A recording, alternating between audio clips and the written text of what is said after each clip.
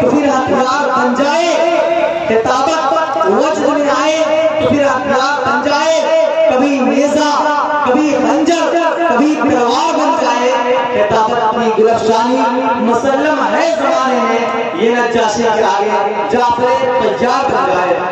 میرے دوستوں ایک اور بات آپ کو بتانا چاہوں کہ جس شخصیت کا صدارت کے لیے آپ کے سامنے نام نامی اس میں گرام پیش کیا گیا تھا، ان کے عدم موجودگی میں اس وقت اب اس شان رسالت کانفرنس جو کوریہ گاؤں کے اندر منعقد ہے، اس کی صدارت کے لیے جناب قاری شہاب الدین صاحب عرفانی بانی ونازی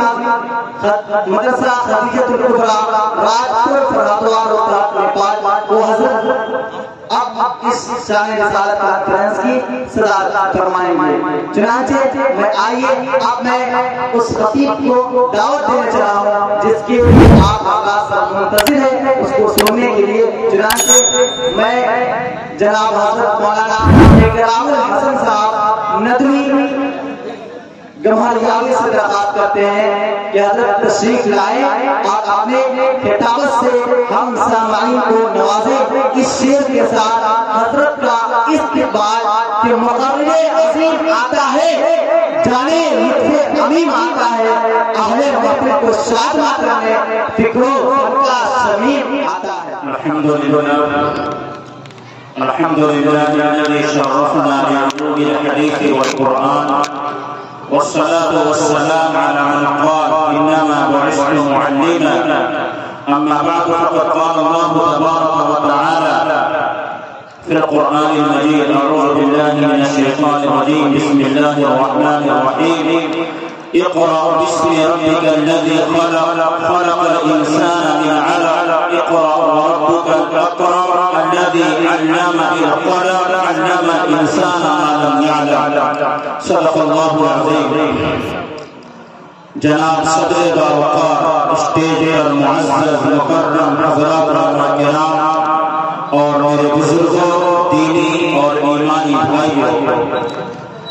مجھے اس بات کی بہت خوشی و مسرت ہے کہ راجپور کوریہ کی اس سرزمین پر مدرسہ اشاعت العلوم کی جانب سے شان رسالت کے عنوان پر ایک عظیم الشان اجلاس کا انعقاد کیا جا رہا ہے، جس میں مجھے آپ سے گفتگو کرنے کا موقع مل رہا ہے۔ میرے بزرگوں، گھڑی میں دیکھ کر 10 سے 15 منٹ آپ حضرات سے کچھ شان رسالت کے عنوان پہ اور کچھ مدرسے کے عنوان پہ آپ سے گفتگو کروں گا، پھر اس کے بعد رخصت ہو جاؤں گا۔ آپ حضرات دل تھام کر بیٹھیں گے، بڑے بڑے علماء حضرات تشریف لائے ہوئے ہیں، ہم سبوں کو ان حضرات کو سن کر یہاں سے جانا ہے۔ میرے بزرگوں، ٹھیک اب سے 1450 سال پہلے مکہ المکرمہ کی سرزمین پر اللہ کے وہ بندے جنہوں نے تقریباً 550 سال سے اس زمین پر کسی ایسی شخصیت کا وجود نہیں دیکھا تھا جن کو اللہ رب العزت انبیاء کی صف کا حصہ بنانے والے تھے۔ ایک لمبا زمانہ گزرا، مکے کی زمین خاموش تھی اور بڑے پرآشور صفاقانہ ماحول سے گزر رہی تھی۔ بڑوں کی تعظیم نہیں تھی، چھوٹوں پر شفقت نہیں تھا، بیٹیوں بہنوں ماؤں کی عزت نہیں تھی۔ اولادوں میں اگر نرینہ اولاد ہوتی، بیٹا ہوتا تو قابل تعظیم تھا، لائق ستائش تھا، اور اگر وہی اولاد بیٹی کی شکل میں ہوتی تو اس کے لیے تشدد تھا، ظلم تھا، ستم تھا، زیادتی تھی اور بلا کا ظلم تھا۔ انتہا ہے کہ ایسے واقعات سننے کو ملتے ہیں کہ اسی سرزمین پر، اسی خطے میں، اسی حجاز میں، صحرائے عرب میں ایسے صفاق، ظالم اور جابر باپ بھی پائے جاتے تھے جو بیٹی کی پیدائش پر اتنے مغموم ہو جاتے تھے، اتنے اداس ہو جاتے تھے۔ ایسے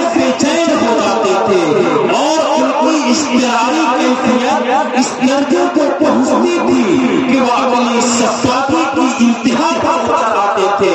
اور اس معصوم بچی کو زندہ کر دیتے تھے۔ قرآن کہتا ہے وَإِذَا بُشِّرَ أَحَدُهُم بِالْأُنثَىٰ ظَلَّ وَجْهُهُ مُسْوَدًّا وَهُوَ كَظِيمٌ۔ قرآن ان کے اس ظالمانہ کردار کو پابند جو خود اپنی آیات میں بیان کرتا ہے۔ یہ وہی سرزمین حرم ہے میرے بزرگوں، جہاں یکے بعد دیگرے 1.25 لاکھ نبیوں کے قدم پڑے۔ یہ وہی سرزمین حرم ہے جہاں ابراہیم بھی آئے، اسماعیل بھی آئے، اسحاق بھی آئے اور دیگر انبیاء یکے بعد دیگرے بتدریج آتے گئے، سفر کرتے گئے، سہل حرم پہنچے، کعبۃ اللہ کا طواف کیا اور پھر اپنے اپنے علاقے کو پہنچ گئے۔ میرے بزرگوں، اللہ رب العزت نے اس زمین پر کم و بیش 1.25 لاکھ نبیوں کو مبعوث فرمایا اور ان تمام نبیوں سے یہ کہہ دیا گیا، آدم سے لے کر عیسیٰ تک جتنے نبی آئے سب نبیوں سے یہ کہا گیا کہ سنو، جب تمہارا وقت پورا ہو جائے، جب تم دنیا سے جانے لگو، جب تم زمین سے واپس جانے لگو، جب تم اپنا راستہ سفر باندھنے لگو، تو سنو، جاتے جاتے اس کا خیال کرنا کہ میرے محمد کی آمد کی خبر دے دینا، میرے محمد کی آمد کی خبر دے دینا، اس کے نظام کی خبر دے دینا۔ میرا محمد آخری نبی ہوگا، اس کا نظام آخری ہوگا، اس کا کلام آخری ہوگا، اس کا پیغام آخری ہوگا۔ جب زمین ہر جانب سے سسکیاں لے رہی ہوگی، ایک زمانہ شرافت کے دیکھے ہوئے گزر جائے گا، دیانت کا نام نہیں ہوگا، صداقت کا نام نہیں ہوگا، عدل نہیں ہوگا، انصاف کے فیصلے ہوں گے لوگ، تب میرا محمد آئے گا، تب میرا محمد آئے گا۔ اللہ کے بندوں سنو، آدم سے لے کر عیسیٰ تک ایک نبی بھی زمین پہ ایسا نہیں ہے کہ جس نے محمد رسول اللہ صلی اللہ علیہ وسلم کی آمد کی خبر نہ دی ہو اور جاتے جاتے اپنے متبعین کو، اپنے حواریین کو، اپنے پیروکار کو جمع کر کے یہ نہ کہا ہو کہ میں جا رہا ہوں، آخری وقت ہے، جو کوئی مجھ سے سیتا ہے اس کو سینے سے لگائے رکھنا، راہ فرار اختیار نہ کرنا۔ اور سنو، اگر ایسا وقت تم اپنی زندگی میں پا جاؤ کہ زمین کے کسی خطے پر تمہیں یہ علم ہو جائے کہ چراغ روشن ہوا ہے، ایک شمع جلی ہے، اس کے عالم پر ایک آفتاب و مہتاب چمکا ہے، محمد کی آمد کی خبر مل جائے تو دوڑ جانا، سفر کر لینا، محمد کے دامن سے چمٹ جانا۔ اس لیے یہ اس زمین پر جب نظام آئے زندگی کی انتہا ہوگی، شرافت کی انتہا کر دی جائے گی، صداقت و دیانت و امانت کی انتہا کر دی جائے گی اور زمین پھر سے عدل و انصاف سے لہلہا اٹھے گی اور ہر جگہ سرسبز و شادابی ہوگی، بڑوں کو تعظیم دی جائے گی، چھوٹوں پر شفقت کی جائے گی، عورتوں کے حقوق کی ادائیگی کے لیے ہر شخص کمر بستہ ہوگا، ماں بہنوں بیٹیوں کو عزت دی جائے گی۔ تب سمجھ لینا، تب سمجھ لینا کہ محمد رسول اللہ صلی اللہ علیہ وسلم کی اس دھرتی پر آمد ہو چکی ہے۔ میرے بزرگوں، یہ پیغام، یہ میسج آدم سے لے کر عیسیٰ تک جتنے نبی آئے سب نبیوں نے اپنی اپنی امت کو اور اپنی قوم کو یہ پیغام سنایا۔ جناب محمد رسول اللہ صلی اللہ علیہ وسلم دنیا میں تشریف لاتے ہیں، آمنہ کا لال آتا ہے، عبداللہ کا در یتیم آتا ہے، عبد المطلب کی آنکھوں کا تارا آتا ہے اور ربیع الاول کے مہینے میں تشریف لاتے ہیں۔ حضور پاک علیہ السلام کی آمد ہوئی، حضرت آدم علیہ السلام نے بشارت سنائی تھی، حضرت عیسیٰ علیہ السلام نے بشارت سنائی تھی، اس درمیان کے سارے نبیوں نے بشارت سنائی تھی کہ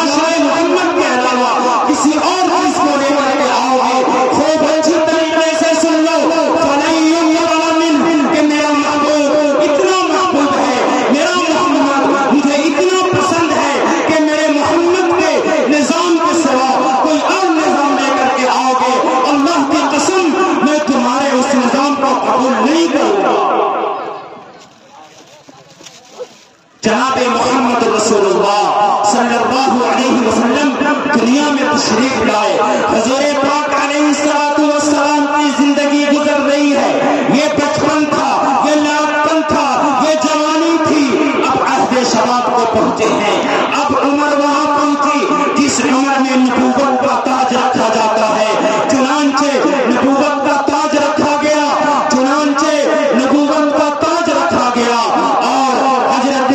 جبرائیل علیہ السلام اللہ کا جو مقرر فرشتہ ہے، غار حرا میں ہمارے نبی معتکف ہیں. جبرائیل آتے ہیں اور آ کر کہتے ہیں اقرأ باسم ربک الذی خلق خلق الانسان من علق اقرأ وربک الاکرم الذی علم بالقلم علم الانسان ما لم یعلم. او پیغام، او نظام، او کلام جس کو آدم سے لے کر عیسیٰ تک ہر نبی نے بشارت کے طور پہ رکھا تھا، اس کی ابتدا غار حرا میں ہو رہی ہے حضرت جبرائیل علیہ السلام کے واسطے سے. او کلام، او قرآن جو ہم سب کے لیے حتمی فیصلے کی حیثیت رکھتا ہے. او قرآن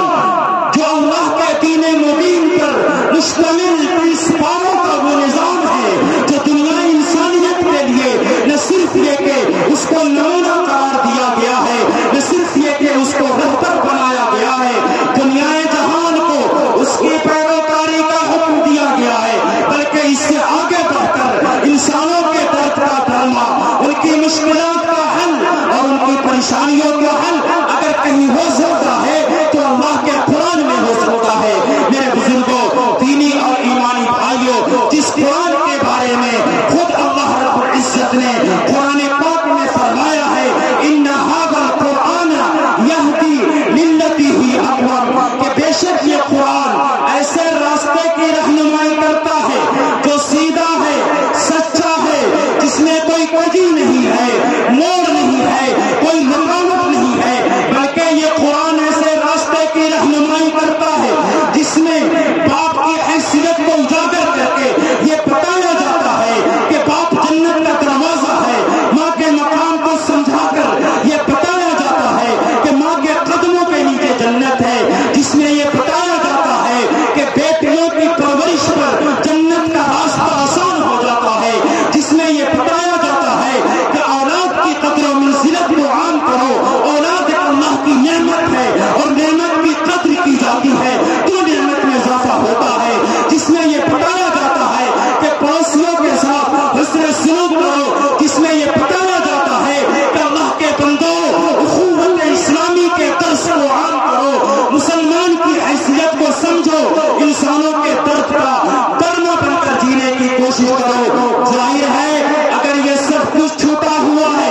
ہمارے اندر سے یہ سب کچھ نکل چکا ہے، ہمارے گھر سے نکل چکا ہے، ہمارے سماج اور معاشرے سے نکل چکا ہے، تو اس کے پیچھے کوئی دوسرا راستہ یا کوئی دوسری شکل نہیں سوائے اس کے کہ ان ھذا القرآن یہدی للتی ہی اقوم کا جو پیغام تھا اور قرآن کا جو سبق تھا وہ ہم نے اور آپ نے پسے پشت ڈال دیا ہے. یہ قرآن جس کے بارے میں ہمارے نبی جناب محمد رسول اللہ صلی اللہ علیہ وسلم نے فرمایا تھا ان اللہ یرفع بہذا الکتاب اقواما ویضع به آخرین، کہ بے شک اللہ رب العزت اسی قرآن کی وجہ سے، اسی قرآن کی وجہ سے، کون سا قرآن،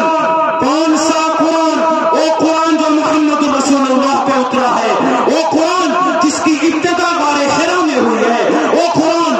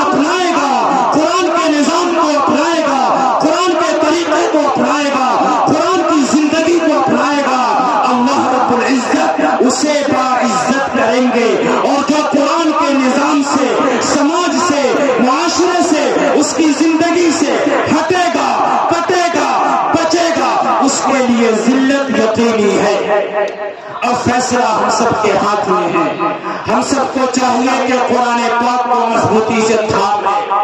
اور قرآن پاک کی تعلیم کے لیے سب سے زیادہ ضرورت ہے کہ ہم اپنے معصوم بچوں اور بچیوں کو تیار کریں. میرے بزرگوں، وقت یہ نہیں ہے کہ آپ کو لمبی چوڑی خطابت سنائی جائے، بلکہ وقت یہ ہے کہ جتنا جلد ہو سکے ہم قرآن پاک کو مضبوطی سے تھام لیں، اپنے معصوم بچوں اور بچیوں کے اندر قرآن کریم کی تعلیم کو ہم زندہ کریں. کیونکہ اگر ہم یہ ضروری سمجھتے ہیں کہ قرآن ہمارے لیے ضروری ہے، اگر ہم یہ ضروری سمجھتے ہیں کہ قرآن ہمارے لیے ضروری ہے، تو ہمیں یہ بھی ضروری سمجھنا ہوگا کہ قرآن والے یعنی علماء بھی ہمارے لیے ضروری ہیں. اور یہ بات حضرت مولانا علی میاں ندوی رحمت اللہ علیہ 1982 میں کہہ گئے ہیں. اور علی میاں ندوی کا مطلب عرب عجم بول رہا ہے، اصحاب قلم بول رہے ہیں، ایک دائی بول رہا ہے، ایک مفکر بول رہا ہے، ایک دانشمند بول رہا ہے. وہ بول رہا ہے جس کی راتیں مسلوں پر گزری ہے، وہ بول رہا ہے جس کی راتیں امت کی خدمت میں گزری ہے. وہ کہہ رہے ہیں کہ لوگوں، اگر تم یہ ضروری سمجھتے ہو کہ قرآن تمہارے لیے ضروری ہے، تو تمہیں یہ بھی ضروری سمجھنا ہوگا کہ قرآن والے یعنی علماء حضرات بھی تمہارے لیے ضروری ہے. مولانا نے آگے لکھا کہ تم نے مان لیا کہ قرآن تمہارے لیے ضروری ہے اور یہ بھی مان لیا کہ علماء بھی تمہارے لیے ضروری ہے. مولانا آگے لکھتے ہیں کہ قرآن والے جہاں تیار ہوتے ہیں وہ کارخانہ یعنی مدرسہ بھی تمہارے لیے ضروری ہے. اور مولانا کا قول کہ مدرسہ نام ہے اس مرکز کا، مدرسہ نام ہے اس تعلیم گاہ کا، مدرسہ نام ہے اس علمی ادبی مقام کا، مدرسہ نام ہے اس جامع حیثیت رکھنے والی عمارت کا جہاں انسانوں کو تلاش کر ہیرا بنایا جاتا ہے، جہاں انسانوں کو تلاش کر ہیرا بنایا جاتا ہے اور پھر ان میں وہ روح کی جاتی ہے جس کی بنیاد پر ان کے قلب و جگر میں ساری کائنات کا درد سمٹ آتا ہے. اس لیے ضرورت ہے کہ ہم قرآن کریم کی تعلیم سے اپنے آپ کو جوڑیں، علماء کی قدر کریں، مدارس اسلامیہ کو ہم مضبوط بنائیں. اور بس ہم یوں سمجھ لیں کہ مفکر اسلام حضرت مولانا سید ابو الحسن علی میاں ندوی رحمت اللہ علیہ نے لکھا ہے کہ مدرسے کی حیثیت بجلی گھر کی طرح ہے، مدرسے کی حیثیت بجلی گھر کی طرح ہے. پاور ہاؤس بجلی گھر جیسے بجلی گھر کا کام ہے، بجلی دینا. مدرسہ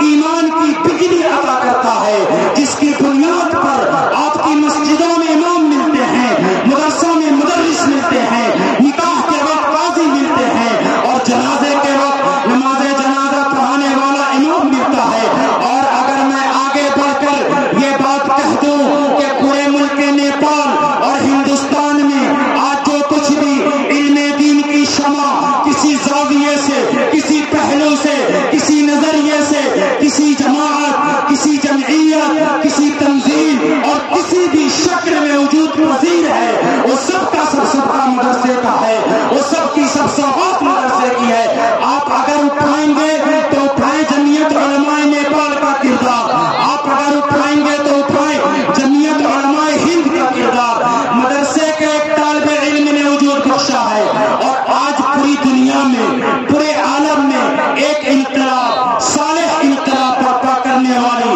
جو تبلیغی جماعت کے نام سے جانی جاتی ہے، وہ کسی ایسے فرد کی دین نہیں ہے جو کسی اسکول سے، کسی کالج سے، کسی یونیورسٹی سے یا کسی کوچنگ سینٹر سے پڑھ کر کے آیا ہو. حضرت مولانا الیاس صاحب رحمت اللہ علیہ دارالعلوم دیوبند کے طالب علم ہیں، مدرسے کے ایک فرزند ہے. ایک الیاس رویا تھا، آج ہزاروں لاکھوں الیاس رو رہے ہیں. اس لیے مدارس کی قدر کرے. لوگ بڑی آسانی سے یہ جملہ کہتے ہیں کہ مولانا صاحب مدرسے بہت ہو گئے، مدرسے کو بند ہو جانا چاہیے. لوگ بڑی آسانی سے یہ جملہ کہتے ہیں کہ مولانا صاحب مدرسے بہت ہو گئے، اب مدرسے کو بند ہو جانا چاہیے. آپ کہتے ہیں مدرسے بہت ہے، اگر مدرسے بہت ہوتے تو ہماری بستی میں شرابی نہ ہوتے، جوا بھی نہ ہوتے، بہنوں کا مال غصب کرنے والے نہ